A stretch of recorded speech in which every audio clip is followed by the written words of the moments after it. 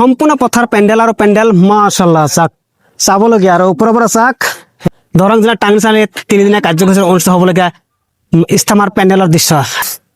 আসসালামু আলাইকুম অসমবাসী ৰাইজ। দৰং জিলাৰ ইতিহাসত পোন প্ৰথমবাৰৰ বাবে সৰ্ববৃহৎ ইস্তেমা অনুষ্ঠিত হ'বলৈ গৈ আছে। মাজত মাত্ৰ 20টা দিন বাকী আছে।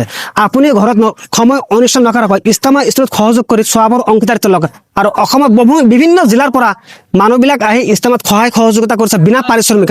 3200 বিঘা ভূমিত ইস্তেমাৰ কাম চলি আছে দিনে নিশাই। মোৰ পিছফালে দেখা মানুহবিলাক মৰিগাঁও জিলাৰ পৰা আহিছে নিজৰ পকেটৰ ধন খৰচ কৰি ইস্তেমাত কাম কৰি দিবলৈ বিনা পাৰিশ্ৰমিক। যিহেতু এওঁলোক চোৱাবৰ অংশীদাৰিত্ব ল'বলৈ আপুনি ঘৰত বহি নাথাকে সময় অনুষ্ঠিত কৰি আহক, চোৱাবৰ অংশীদাৰিত্ব লওক। আৰু এওঁলোকৰ মাজত MBBS ডক্টৰো আছে, তেখেতৰ লগত আমি কথা পাতিবলৈ যত্ন কৰিম। চাই থকাৰ ভিডিঅ'টো আপোনালোকে বেছিকৈ শ্বেয়াৰ কৰিবলৈ আশা ৰাখিলোঁ। আহক ইস্তেমা স্থলীৰ ভিতৰ পিনে সোমাই যাওক, যিহেতু পেণ্ডেল কাম চলি আছে। পথাৰৰ ইমূৰৰ পৰা সিমূৰলৈকে অকল পেণ্ডেল আৰু পেণ্ডেল। মানে আপোনাক সম্পূৰ্ণ পেণ্ডেলখন দেখাবলৈ হ'লে মটৰ চাইকেলেৰে ঘূৰিব লাগে, তথাপি 1 ঘণ্টা সময় লাগিব। কিমান ডাঙৰ পেণ্ডেল আৰু কিমান দিন সময় লাগিছে আৰু সদায় হাজাৰ হাজাৰ মানুহ এনেদৰে কাম কৰি পেণ্ডেলটো সজাই দিছে। যিহেতু সকলো মানুহ বিনা পাৰিশ্ৰমিকে কাম কৰি আছে। দৰং জিলাৰ টাংৰী চাৰিআলিত ইস্তেমা স্থলীৰ দৃশ্য দিনা নিশাই কাম চলি আছে। JCBৰে কাম চলি আছে। হাজাৰ হাজাৰ মানুহ উপস্থিত হৈছে। এয়া পেণ্ডেল আৰু এইফালে দেখা পাইছে চাওক দূৰণিত কিমান ডাঙৰ পেণ্ডেল। আহি এতিয়া সম্পূৰ্ণ পেণ্ডেলৰ ভিতৰত সোমাই গ'লে এয়া ইস্তেমা স্থলী পেণ্ডেল হয়, দেখা পাইছে আপোনালোক। আৰু ভিডিঅ'টো দেখা মাত্ৰ আপোনালোকে বেছিকৈ শ্বেয়াৰ কৰিব।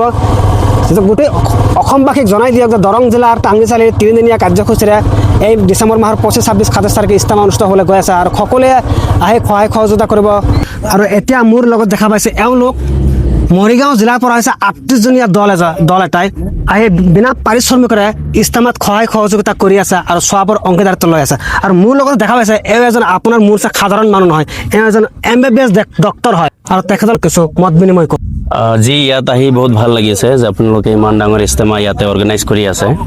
আৰু আমি মৰিগাঁৱৰ পৰা অলমষ্ট এৰাউণ্ড 40জন মান মানুহ আহিছোঁ। আমি মৰ্ণিং ওলাইছিলোঁ, আহোঁতে অলপ লেট হৈ গৈছে, বহুত কামটো কৰিব পৰা নাই। যিয়েই নহওক অলপ আমি যিমানখিনি পাৰোঁ কণ্ট্ৰিবিউট কৰিছোঁ।